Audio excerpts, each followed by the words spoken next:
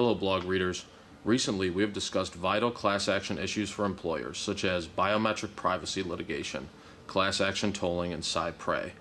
Today, we are again lucky enough to be joined by esteemed class action litigator, partner Jerry Mattman from Seyfarth Shaw, who will highlight an important Supreme Court case entitled Lamps Plus Inc. v. Varela. Jerry, first of all, can you provide some background? Sure. It is a data breach class action involving an individual who sued Lamps Plus, and after the lawsuit was filed, the company sought to compel arbitration on an individual bilateral basis. The district court and then the Ninth Circuit held that the arbitration agreement signed by the plaintiff would allow for class arbitration, and as a result, on Lamp Plus's petition for certiorari, the U.S. Supreme Court recently granted it to decide in what circumstances and in what particular language parties would agree to a class arbitration. In essence, it will examine an issue left open in Stolt-Nielsen in terms of what is necessary in terms of language in an arbitration agreement to signify assent by both parties to participate in a class arbitration. Thanks. Now, what are the legal precedents being debated here? What is each side's argument? Well, it involves the positive or negative attributes of a class arbitration. Plaintiffs, I think, view it positively because class arbitrations can be so dangerous and difficult for a company to defend.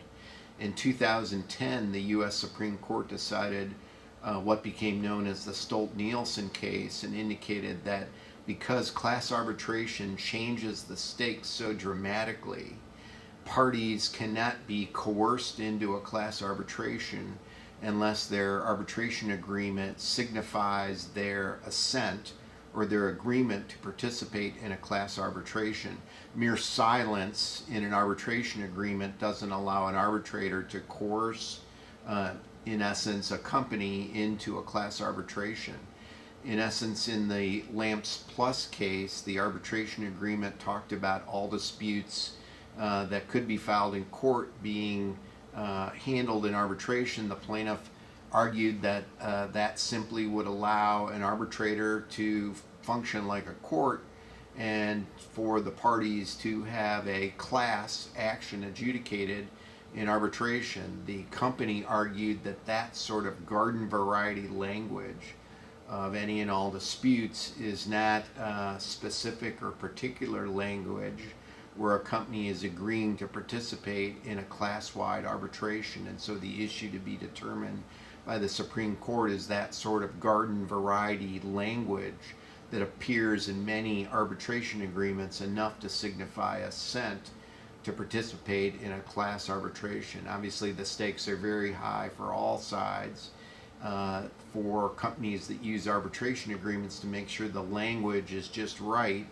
and what the company intends to do and how it wants to manage its litigation is consistent with the way courts or arbitrators will interpret that language. Okay, great. And finally, what are the important aspects of this case for employers? Well, I think that this will come about 6 months, 9 months, 12 months after the Supreme Court should decide the epic trilogy of cases. As of May 11, we still don't have a decision by the U.S. Supreme Court. It's expected at any time, and it will either green light or red light the use of class action waivers and arbitration agreements. To the extent it is green lighted and companies begin to implement more wide-ranging workplace arbitration agreements, getting the language right and calculating the risks and dynamics of class or non-class arbitration will be very, very important.